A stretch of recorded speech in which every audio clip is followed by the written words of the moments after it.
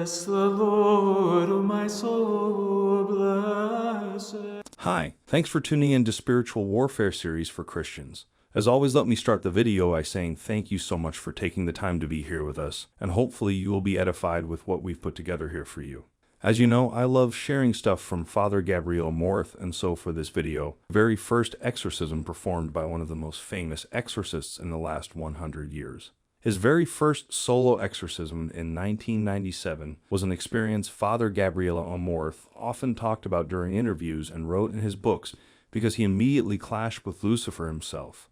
After having assisted Father Candido Amantini for many years, he exorcised a simple peasant solo. The man was very young and slim and came accompanied by a priest and a third person, a translator. Initially, Father Amorth did not understand the reason for the translator, so the priest explained to him that when the demoniac was under possession, he spoke in English and therefore it would be useful to have the translator present in order to understand what he was saying. Once the exorcism began, the young peasant did not communicate with words or gestures. It was as if nothing affected him, not even when Father Amorth invoked the help of the Lord. But after the invocation, when the exorcist priest asked specifically for the help of Jesus, the young man fixed his gaze on him and began to yell in English. His curses and threats were aimed solely at the exorcist. Then he began spitting at him and preparing to attack him physically. Only when Father Amorth arrived at the prayer commanding the demon did the demon seem to placate himself a bit. But then, screaming and howling, the demon burst forth and looked straight at him,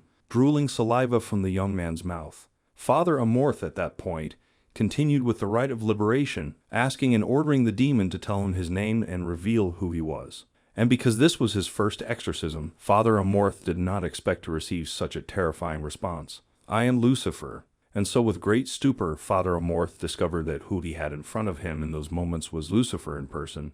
But at that point, he certainly could not give up or end the exorcism, so he engaged himself even more. He was convinced that he had to keep going as long as he had the strength. And so while Father Amorth continued with the prayers of liberation, the demon resumed his shrieks, making the possessed turn his head back and his eyes roll, and he remained like this with his back arched for a quarter of an hour.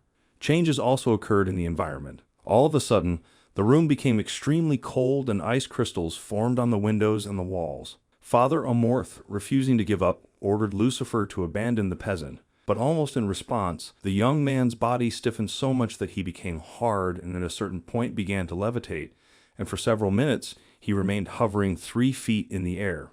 And while that happened, Father Amorth continued with the prayers of liberation.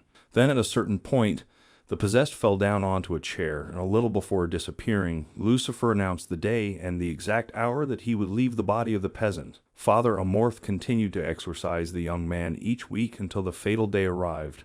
Then he let another week pass, and he rescheduled him. Upon his arrival, the young man seemed very tranquil, and in the course of the exorcism, he did not make any objections to the liberations, and indeed, he prayed tranquilly. Father Amorth asked him to explain how Lucifer left him, and he replied that on the day and at the hour that the devil had indicated he would leave, he began to howl like never before. Then at the end of that, he felt new and light. Well then, that is all for the video this time. Thank you so much for taking the time to watch this video, and hopefully you've learned something from this video. Until the next time, stay safe, stay healthy, and God bless you.